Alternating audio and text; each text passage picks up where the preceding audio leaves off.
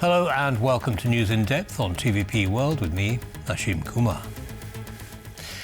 Delivering his yearly foreign policy address to Poland's lower house of parliament, Foreign Minister Radosław Sikorski has warned that deteriorating EU-US relations pose a particular challenge for Warsaw, while insisting strategic ties with Washington remain vital. In his annual address, he also pushed back against a Pol exit rhetoric and called for stronger European defence. To analyse the minister's foreign policy message, we're joined by Matthew Day. He's our senior online editor at TVP World. Matthew, great to have you back. Thanks for taking the time. Wonderful to be back. Great to see you. So, okay, you've heard the speech. How would you compare this one to previous speeches by the foreign minister? Well, I think the important thing is that the context of this speech compared to, say, last year and previous speeches, I think he's delivered 10 now altogether. This year, the speech came about 2 days after the 4th anniversary of Russia's full-scale invasion of Ukraine. That invasion has basically taken a sledgehammer to European security, and we are at the biggest crisis that Europe has faced since 1945. That's part of the context. Another part of the context is that we're into a full one year of Trump politics, and Trump has also upended the transatlantic security arrangements, and that has left us, left Europe scrambling to try and find new ways to bolster its own security. Right. And that context is very important when you and it surrounds the speech today. Indeed, lots going on, and I do want to come and talk about. The US-EU relationship. But before we do that, we have a short soundbite I'd like to share with you in the audience, and then I'll get your take. Kyiv's victory will be our victory. Contrary to what their propaganda says, Russia is not winning at all. Let's not be fooled. Russia has never been and isn't invincible. Let me remind you that in the 20th century alone, Russia lost a war to Japan in 1905, World War I, the Polish Bolshevik War in 1920, the war in Afghanistan, and the Cold War. Putin's army has been bleeding in Donbass for 4 years. It is estimated that as a result of the Kremlin's decision, around 1.2 million Russian soldiers have already been killed or wounded. Some estimates say that for every Ukrainian soldier killed, as many as 7 Russian soldiers die. In the first year of the war alone, at least 800,000 Russians fled the country. As a result of sanctions, companies have lost access to Western markets. War spending accounts for up to 40% of the budget. Putin will lead Russia to bankruptcy. Now, Poland has been at the forefront of support for Ukraine, but as we've just heard, the foreign minister made a very detailed analysis of the war, the full-scale invasion in Ukraine. What do you think his underlying message is going forward? Well, I think on this point he was particularly addressing this sort of Russian narrative, that Russian victory is inevitable. It will just happen. I was listening to an interview with the Russian ambassador to London yesterday, and he was basically going through this. He said, Russia has more men, it has more resources, and we will win. And that narrative, they push it very hard because it has a receptive audience, particularly in the United States. And what you see there is the foreign minister saying, this is not the case. If you look at Russian history, they lose wars and they lose them quite regularly.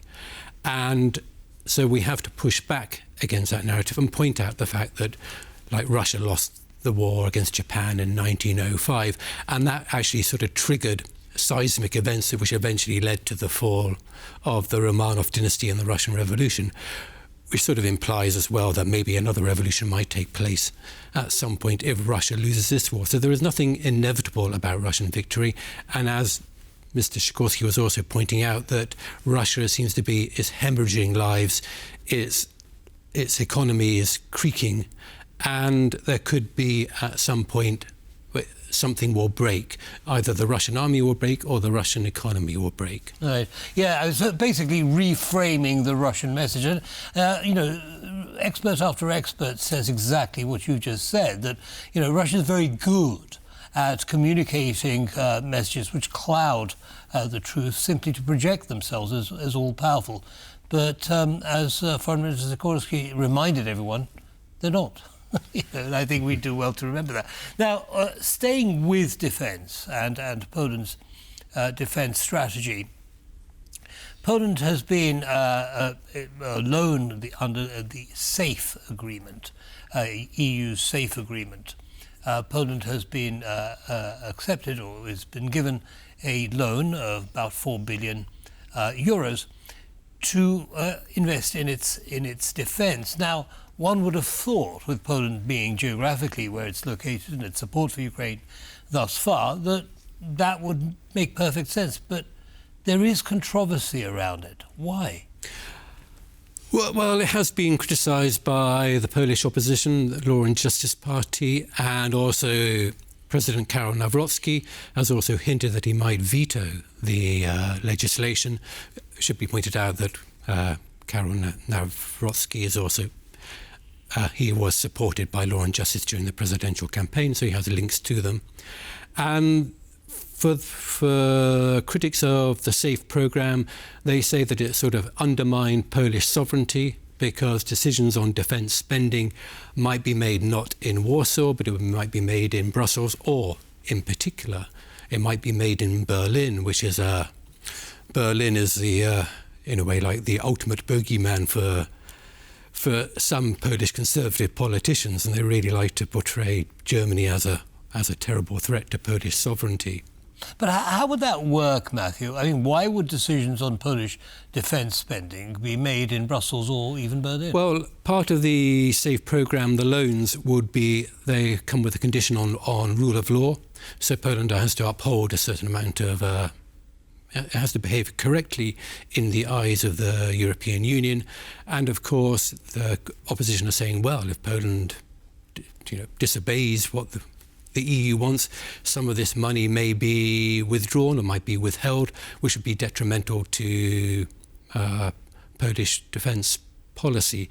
And I think they're trying to push the idea that as well, that Poland knows best when it comes to what it should spend money on. It doesn't need to take out loans from foreign entities for defence, and therefore Polish defence spending should be through Polish money.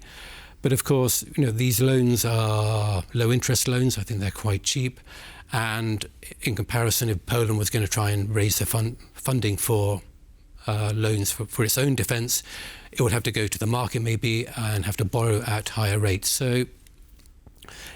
So it is criticised, but the government has pushed back, and it says, we need the money, the loans are cheap, we need the defence spending now because of the threat posed by Russia, so it is far better to go with SAFE than to reject it. Safer to go with SAFE. But I mean, OK, so the other issue, you mentioned the cheapness of the loans compared to normal market rates. But the other issue, of course, is that money would largely be invested within Poland and the EU. So, it would boost economies here and outside Poland. Yeah, that's another point. The government has said that the majority of funding through SAFE will be spent on Polish defence contractors. So the Polish economy will get a boost. The Polish defence sector will get a boost. And oddly enough, despite Poland being quite a big and important country, it does lack in some areas of defence industry. So there are areas, particularly when it comes to, say, like producing heavy munitions, it needs more money, it needs more funding, it needs more investment. And of course, when it comes to new technology such as drones as well, where there's a significant gap. So this money would help Poland develop its defence sector and also help Poland fill the gaps in its, say, defence inventory, which really need filling very, very quickly. Yeah, and I think it's also worth pointing out that Poland is one of the few countries in the EU, in NATO, that is spending about 5%, just shy of 5% of its GDP on defence. So it's certainly being very proactive. Now, I'd like to move on to the US-EU question you mentioned earlier. But before we do that, a short soundbite I'd like to share. Nie my określamy interes narodowy Stanów Zjednoczonych. We don't define the national interests of the United States. I ask the right-wing contingency in the room if it hasn't occurred to you that the day before yesterday, the United States, like China, abstained from voting in the UN General Assembly on the inviolability of Ukraine's borders. If the Japan of 1945 were replaced by today's China, are we certain that the interests of the United States will be identical to those of Poland? We have been and will remain a loyal ally to America, but we cannot be suckers. Lojalnym sojusznikiem Ameryki. Ale nie We cannot be suckers, the foreign minister says. Now, I mean, I heard a bit of a dilemma here in the speech. On the one hand, he says EU-US relations are deteriorating. On the other hand, he's saying he stressed that strategic cooperation with Washington remains essential. Well, which is it, and what's the foreign minister suggesting Poland should do about it? Well, I think what he's getting at is that, first of all, Poland has to put a greater reliance on the EU on European security. And I think that, and he was addressing the right wing, the opposition party here in particular, and also the president, that in this shifting sands of the geopolitical order right now, our traditional allies, maybe the United States, are perhaps becoming a bit more unreliable, and therefore we have to put greater faith and greater strategic concentration on Europe and the EU. They're going to provide more security. We talked about SAFE. That is an EU program, and that is providing security for Poland. And that will just develop and increase over the next couple of years, I'm sure. So that's one point he's stressing. Another point is that... You need to stand more on its own. Poland needs to stand with the EU, and the EU will stand more for security. Right. And Poland needs to be truly entwined in that. It can't move away from that. It can't go for withdrawal or something. And therefore, and also he's talking about the United States when it comes to security. And and Poland has to play a delicate line here. It has to accept that maybe Poland or Europe or NATO won't have the same level of commitment from the United States as it has done in the past, and Trump has sort of made that clear. And so we have to try and man up, muscle up as Europeans, but also at the same time we are still reliant, and Poland particularly so, for its security. Like Poland has an awful lot of American troops based in Poland. Poland is a big buyer of US weapons and munitions and will continue to do so as well. So it has to walk this thin line between accepting the fact that America may not be the ally as it once was, but at the same time sort of being nice to America and saying, look, we are still dependent on America, we rely on America. So there is this balance going on at the moment. And certainly it is a balancing act. And also areas like the provision of strategic intelligence, military intelligence, and the nuclear cover that the US provides. Or do you think that is less of a US responsibility and more of a British or French responsibility? At the moment, we're still well and truly under the American nuclear umbrella. At least I think we are. We hope so. You never know for sure. It will take a very long time before Britain and the British strategic nuclear forces could be used to help Poland, maybe because they're submarines. The French nuclear deterrent is very much a part of France, and it will take a long time to negotiate the extension of French nuclear weapons onto, say, Polish soil. And of course, when you talk about that, all these issues arise, like with cost. Who says yes or no to attack, who says oui or who says nie to the use of nuclear weapons. All these things have to be fleshed out, have to be debated, and it's going to take quite some time, even in this sort of rather tense environment that we live in. Right.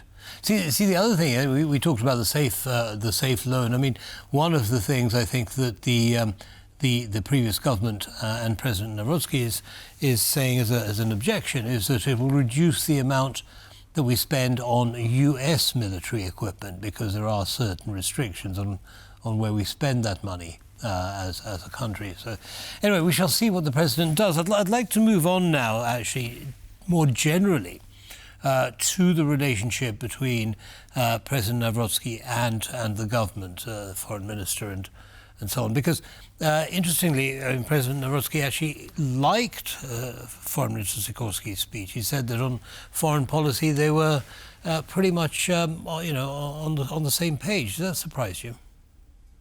It does in a way, because the two do not see eye to eye on a lot of things. Well, President Nawrocki has become President Veto. So when it comes to the current government, he has vetoed so many bits of legislation. He is making life extremely difficult for the government. And I'm sure Radosław Sikorski is extremely aware of that and extremely frustrated by it.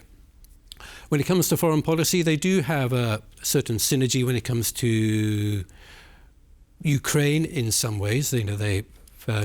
President Nawrocki is quite a strong supporter of Ukraine. He is deeply aware of the Russian threat. He likes to talk about that quite a lot. He says, Poland, out of so many countries in Europe, knows full well what Russia can do to a country, because, of course, Poland was dominated by Russia or the Soviet Union for centuries. If you go back, right. For hundreds of years. Yeah. But at the same time, they do have these issues, the sort of divergence that was made obvious when it comes to Europe. Nawrocki, he wants to put Polish faith in the Americans and the defence of Poland through American weapons and Americans, and Trump's good faith, put it like that. While as Sikorski was saying today, no, we have to, in this changing world, we have to put more and more faith in Europe, within the European Union as well. I think when he was talking about the suckers, he was saying, we can't be suckers. I think he's referring to his opposition within Polish politics, of which Nawrocki might be included. Right. So because they want to water down ties within Europe, and he was saying, no, we have to strengthen ties within Europe, because a fragmented Europe, a Europe without Poland, is a lot weaker, and Poland will be weaker. United we stand, divided we fall. Indeed, especially under these threatening conditions at the moment, with the war going on. So, no chance of a Polexit. I mean, as I mentioned in the intro, some rumours flying around, as they often do, as you know better than I. Polexit off the table, yes? Well, you can't rule anything out in politics, but I don't think it's going to happen very, very soon.